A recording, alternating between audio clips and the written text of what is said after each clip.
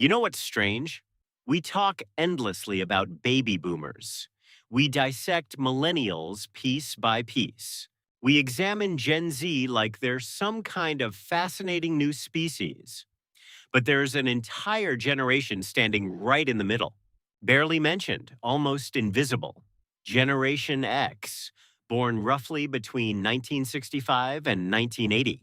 They're your older coworkers who never complain, your parents who sometimes seem oddly detached, the people who built the internet but don't post about their breakfast. And here's what nobody talks about. Their psychology is probably the most misunderstood of any living generation. Why? Because they were the first generation of latchkey kids on a massive scale. Picture this. It's 1978. You're 8 years old and you're coming home to an empty house because both your parents work. No smartphone, no security cameras, no way to check if you're okay. You unlock the door yourself, make your own snack, do your homework alone, and wait. A study found that by 1984, roughly 7 million children between ages 5 and 13 were regularly unsupervised after school. That's an entire generation learning that they couldn't count on someone being there. And that empty house didn't just make them self reliant, it deeply ingrained the idea that actions have real consequences, not the kind you could talk your way out of. When your parents finally got home, you always knew where you stood. Rules were strict and fast. Nobody cared how you felt about it or wanted to talk about it. Cross the line and you'd pay for it right there. Psychologists call this a high contingency environment. Actions and consequences were directly linked without buffer time. The brain learned to predict outcomes in real time. This is why Gen X tends to think 3 steps ahead in ways that surprise younger generations. Gen X watched their parents give big speeches about stability.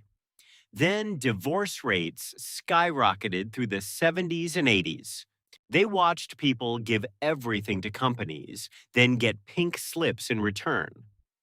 Everyone told them to work hard, follow the rules, and life will work out.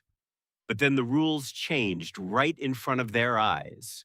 Psychologists call this defensive pessimism. Gen X just calls it being realistic. They're not fully cynical.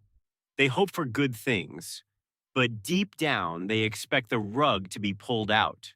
This is why you don't hear much from them on social media. They grew up in an era when privacy was normal. When you made a mistake as a kid, maybe a handful of people knew. No phones, no viral videos, just memories. The idea of broadcasting your life to strangers feels risky. The less people know about you, the safer you are. Gen X basically turned irony into a shield. Make a joke, keep everything at a distance, laugh before it hurts. They grew up in the shadow of the Cold War. Teachers talked about nuclear war like it was just another rainy day. Duck and cover drills, as if a desk would save anyone. Is this desk really going to protect me? Everything could blow up, but don't worry. You get used to holding two contradictory ideas at once. Despite all this, Gen X developed a unique approach to work. They don't talk about it, don't share it, they just do it. This work ethic was shaped early by jobs that now seem almost ancient. 5 a.m. paper routes, grocery store checkout, fast food registers where you calculated change in your head when the machine broke. These weren't resume builders. They were raw entries into the adult world, where a 12-year-old could be responsible for delivering news to an entire neighborhood. They watched their parents get destroyed by corporate restructuring. That's why they never believed in company loyalty. But they're fiercely loyal to their own competence. They can't control whether they get laid off, but they can control whether they're the most valuable person in the room. If layoffs happen, they'll be the last to go. At the core of Gen X psychology is a strange paradox. They're simultaneously the most independent and the most quietly collaborative generation. They'll never ask for help. They've been solving things themselves since age 8. But if you need help, they'll show up at 3 a.m. No drama, no social media posts about it. Their relationship with authority is complicated. They respect competence, not titles. If you earned your position through real skill, they'll follow you anywhere. But if you're just a fancy title who doesn't know what you're doing, they have zero patience. They question authority because they watched incompetent authority figures make terrible decisions throughout their entire childhood. They faced serious economic headwinds. The youngest graduated into the dot-com crash. The oldest were gaining momentum when 2008 hit. That's why they're more likely to have multiple income streams. Not because they're entrepreneurs, but because they learned nothing is permanent. Before the internet, information had a different weight. Gen X spent hours in card catalogs searching for a single book. They learned to fix things with their hands because that's what you did.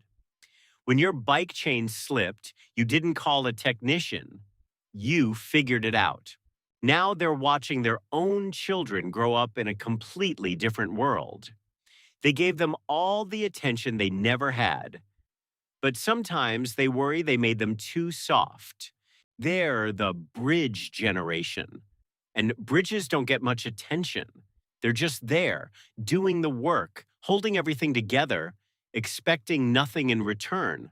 And maybe that's the most Gen X thing of all, not caring whether anyone notices.